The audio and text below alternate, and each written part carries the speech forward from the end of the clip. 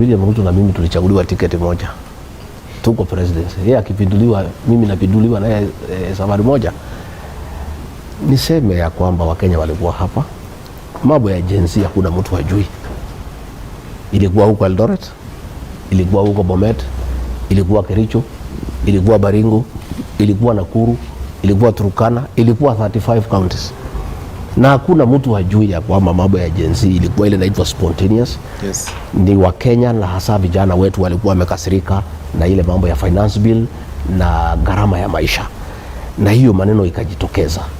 Na kujaribu kuchukua lawama kuwekea mimi ni makosa, kwa sababu hiyo jama imepangwa kwa sababu watu sana ya bonde la ufa wanauliza wananchi ya kawaida, kwa nini Rigiji anapigwa? Kwa nini anadhulumiwa? Yes. Sasa lazima sababu itafutwe ile inaweza kasirisha wafuasi wangu katika bonde la ufa.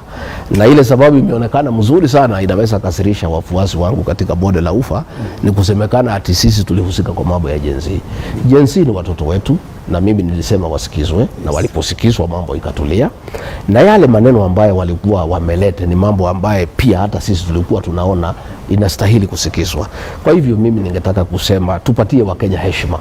Kama huna sababu ingine ya kumwingilia naibu wa rais, kama iko shida ingine useme ni gani, lakini kujaribu kumwekelea maneno ya uongo na ni maneno ambaye ni ya kuhuzunisha sana, ya kwamba siku nilikuwa namsaidia Deputy President then William Ruto akuwe rais wa Jamhuri ya Kenya, nilikuwa mimi naekelewa mashtaka ya uongo nikimsaidia.